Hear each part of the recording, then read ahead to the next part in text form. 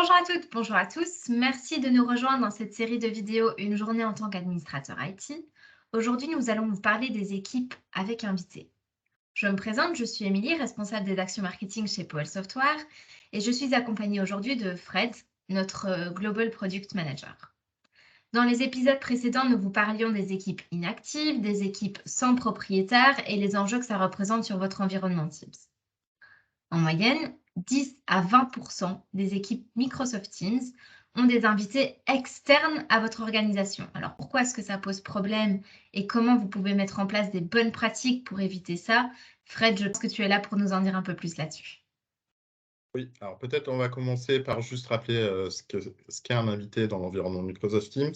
Donc l'accès invité, il va permettre d'ouvrir l'accès aux documents, aux canaux, aux ressources, aux conversations que l'on a en interne à des personnes extérieures à l'organisation.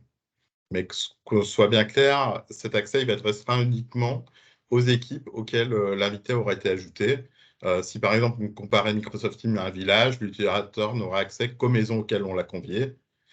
Par contre, il ne faut pas l'oublier, derrière, l'invité, il a accès à toutes les pièces et tous les meubles de la maison à lesquels on l'a ajouté. Donc, cela implique donc une grande responsabilité de la part des propriétaires d'équipe, car cela expose l'entreprise à des fuites potentielles d'informations vers l'extérieur, parce que ça arrive tout le temps, on ajoute quelqu'un pour un besoin à un moment T, et derrière, on l'oublie complètement dans le futur, et on continue à travailler, et on oublie que cette personne a accès au contenu de cette équipe.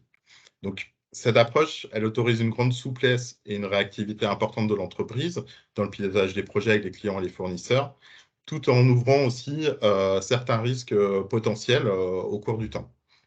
Donc, toutefois, décider de verrouiller tous les partages, ce serait probablement une opportunité manquée pour l'entreprise. La question étant plutôt de comment trouver un bon équilibre entre laisser vos utilisateurs partager des documents à l'extérieur et le fait de tout verrouiller et contrôler d'un point de vue informatique. D'accord. Et donc tu le mentionnais, Fred, comment est-ce qu'on peut trouver un bon équilibre et un bon équilibre? Donc comment est-ce que Powell Software aide les administrateurs IT à trouver ce bon équilibre? Alors, Poet Teams, il va résoudre le sujet à plusieurs niveaux. Donc, le premier, c'est dès la création, donc avant le début de l'équipe. Parce qu'on va être capable de fournir des modèles d'équipe aux utilisateurs qui pourront sélectionner en définissant des critères importants dont fait partie l'autorisation des utilisateurs externes. Donc, quand un utilisateur a besoin de créer une équipe, il va pouvoir dès le départ définir s'il va pouvoir partager des contenus à l'extérieur ou pas. Et cela peut être complété en plus par un mécanisme d'approbation. Donc, si je décide en tant qu'employé de créer une équipe et que mon manager, par exemple, pense que ce n'est pas une bonne opportunité, il pourra lui-même le refuser derrière, ou alors les équipes support ou IT de l'entreprise.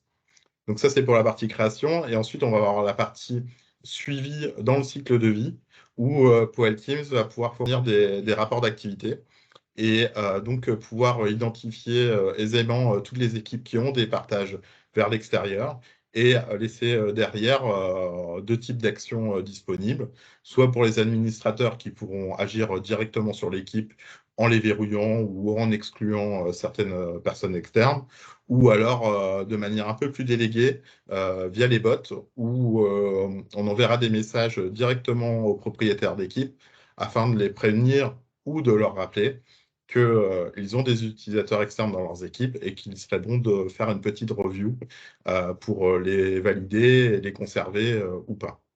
Et donc en résumé, quels sont les bénéfices de Powell Teams?